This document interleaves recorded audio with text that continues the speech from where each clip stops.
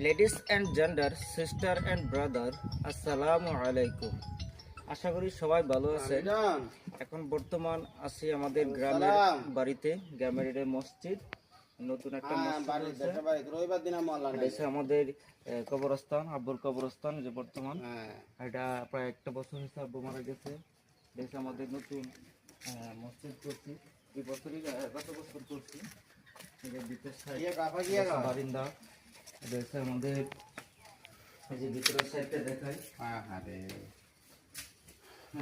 ভিতরের সাইডটা নতুন ভাবে যাতে আমাদের এলাকার মানুষের সবাই এখানে মসজিদে নামাজ আদায় করতে পারে।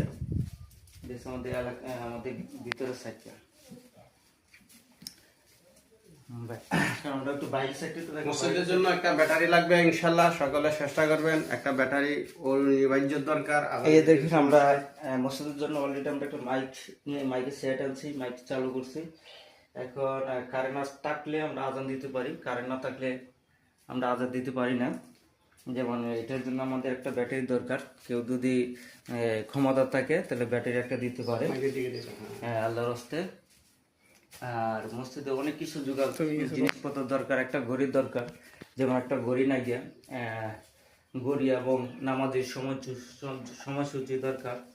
এটা হইলে ভালো হয়, যেমন ভালো মক্তব হয়। সকালবেলা 30-40 জন পোলাপান হয় প্রতিদিন, ইনশাল্লাহ। ইমাম সাহেবের মক্তব পড়াতে 6টা থেকে 8টা পর্যন্ত মক্তব, এবং কি সুন্দরভাবে এলাকাবাসীদেরকে কোরআন শরীফ শিক্ষা দিতেছে আমার বড় ভাই হাফেজ মোহাম্মদ নুরুল ইসলাম।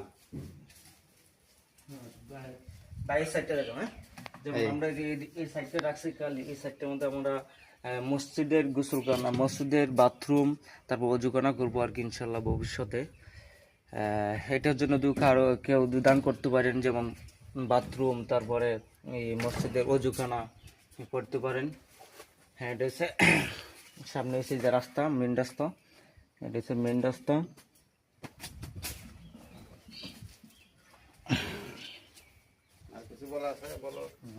ইনশাল্লাহ সবাই আমাদের এই মসজিদের জন্য দোয়া করবেন। আর মসজিদের পিছনে আছে আমাদের মহিলা মাদ্রাসা, চারুলিয়া হালিমাতুস সাদিয়া আদর্শ মহিলা মাদ্রাসা। প্রতিষ্ঠাতা আমার বড় ভাই, এবং এর জায়গা হচ্ছে আব্বার জায়গা। আব্বাই থাকতেই এই প্রতিষ্ঠান করে গেছে, মাদ্রাসা মসজিদ করে গেছে।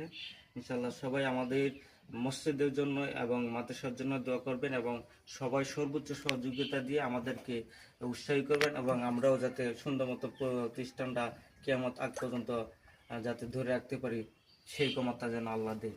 আর সবাই ভালো থাকবেন। মসজিদটা করার